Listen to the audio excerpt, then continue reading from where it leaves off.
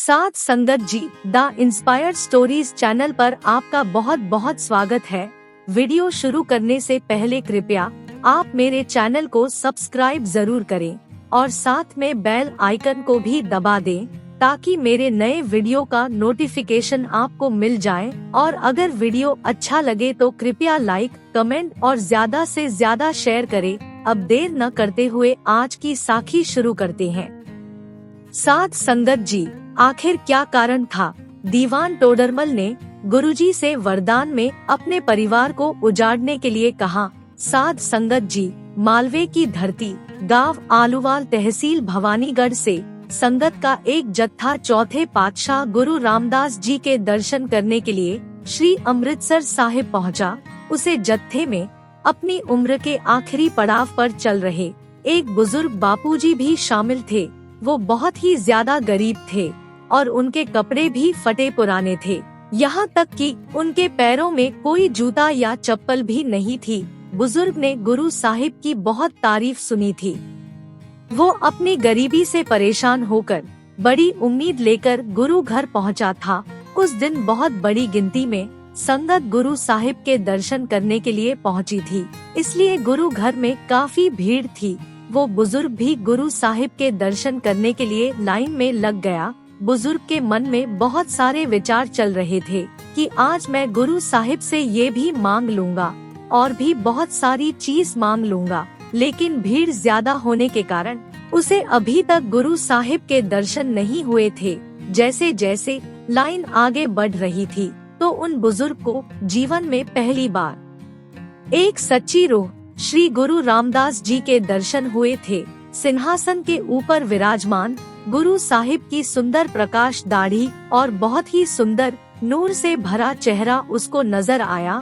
जैसे जैसे लाइन आगे बढ़ती गई, उस बुजुर्ग की सभी इच्छाएं खत्म होती चली गई और जब बुजुर्ग की माथा टेकने की बारी आई तो तब तक उसके मन में कोई इच्छा नहीं रह गई थी।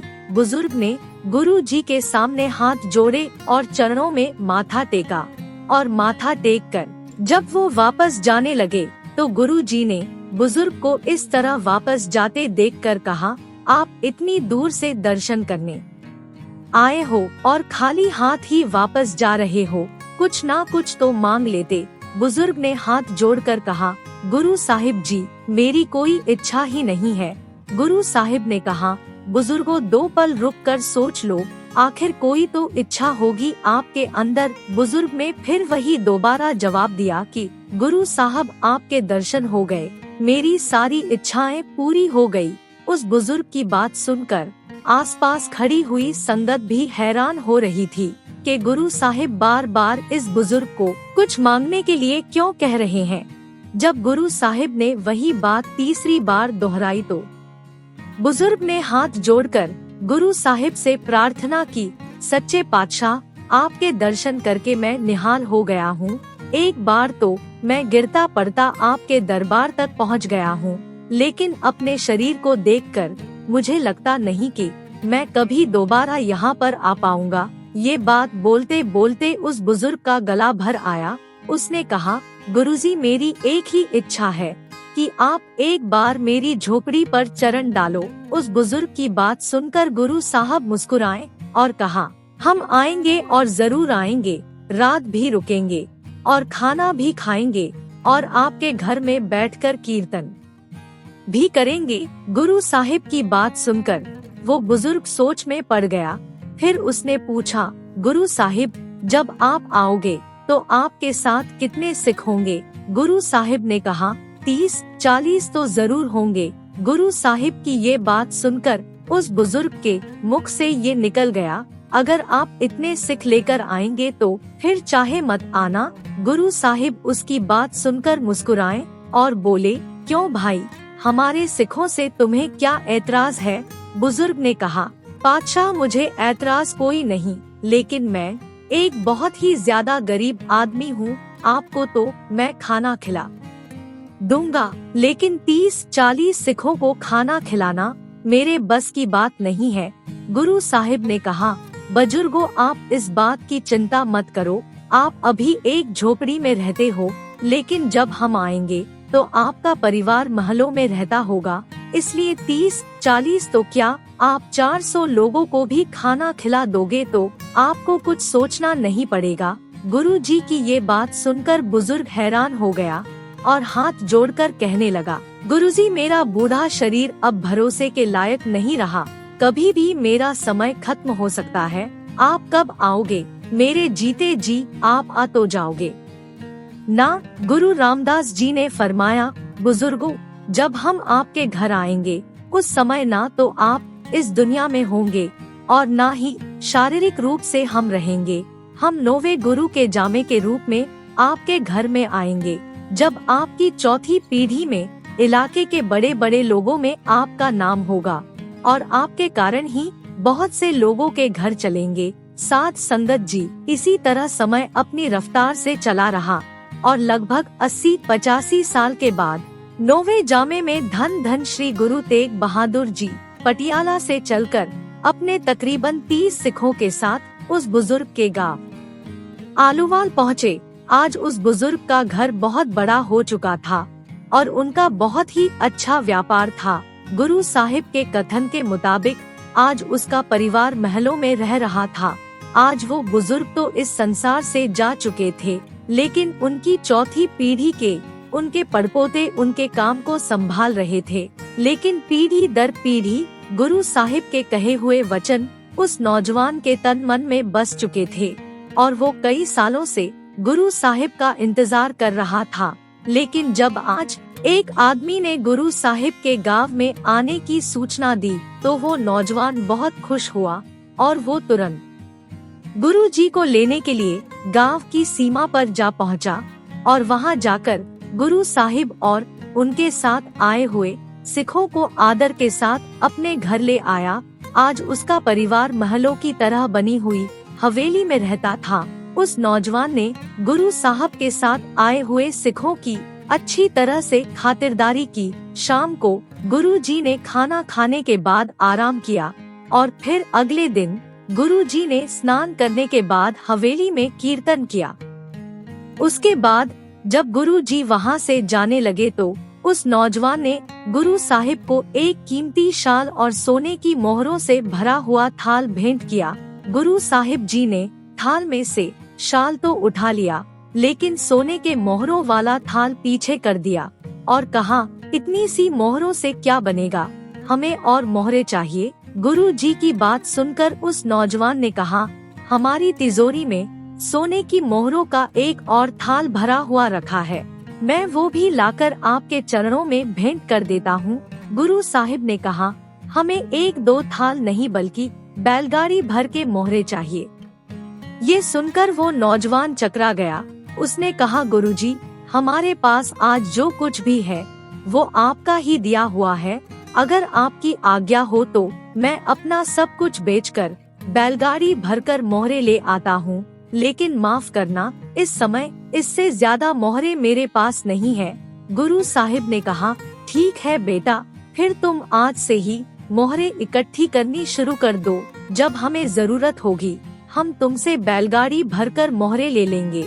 उस नौजवान को हम इतिहास में दीवान टोडरमल जी के नाम से जानते हैं और कुछ साल पहले ही गुरुद्वारा श्री फतेहगढ़ साहिब जी के इतिहासकारों की टीम ने उनके नाम के साथ जैन शब्द भी जोड़ दिया है, इसलिए उनका पूरा नाम बनता है दीवान भाई टोडरमल जैन और साथ संगत जी। इसके बाद का इतिहास तो हम जानते हैं कि गुरु साहिब ने कब और कैसे दीवान टोडरमल से ये सेवा ली थी, लेकिन फिर भी आज हम इतिहास के बारे में कुछ और जानने की कोशिश करते हैं।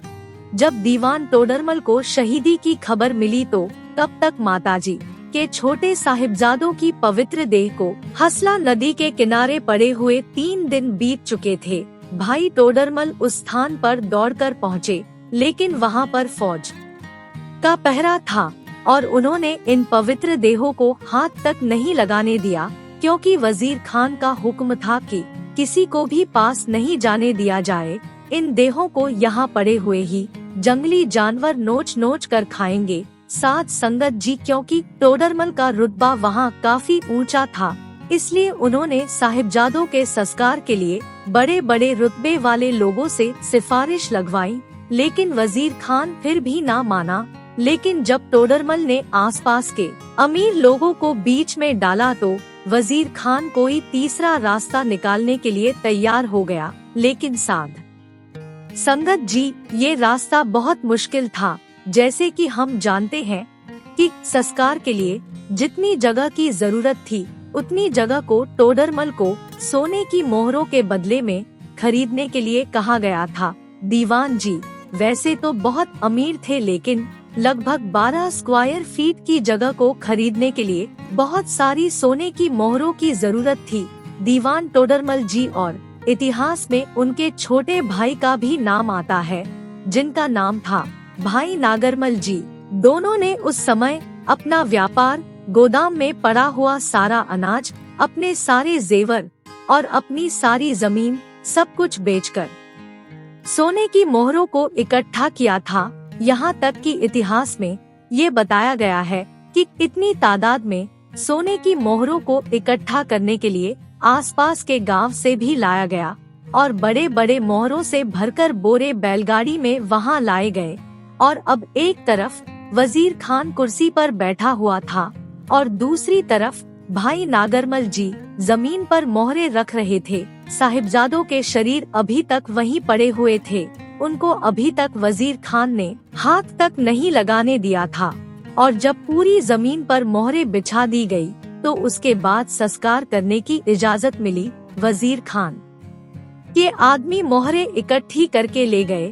गुरु साहिब के घर के सेवक वाहेगुरु का जाप करते हुए पवित्र देहों को संस्कार वाली जगह पर लेकर आए। यहाँ पर संस्कार के समय दीवान टोडरमल का परिवार और भाई मोतीराम जी और उनका परिवार मौजूद था। साध संगत जी, कभी कभी ये सोच आती है कि कैसा अजब खेल है उस पालनहार का। दीन दुनिया के मालिक धन धन गुरु श्री गोविंद साहब जी के छोटे परचंद और गुरु साहब को इस दुनिया में लाने वाली माताजी, उनकी महान शहादतों के बाद पवित्र देहों का अंतिम संस्कार हो रहा है और उनको विदा करने वाले कुछ लोग ही वहाँ मौजूद है।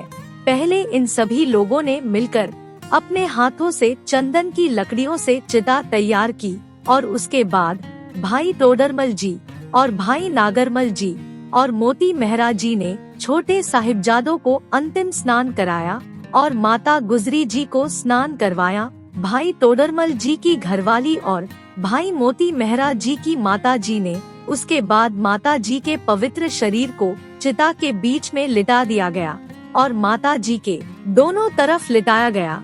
दोनों साहिबजादों को साथ संगत जी, इतिहास में इस बात की कोई तारीख तो पता नहीं चली, लेकिन कहा जाता है कि 14-15 पो के लगभग इन सभी ने फूल चुने होंगे और विभूति को अलग मटके में डाल दिया था, क्योंकि अब ये जमीन कानूनी रूप से दीवान टोडरमल ने खरीद ली थी। इसलिए इस विभूति के मटके को थड़े में स्थापित कर दिया।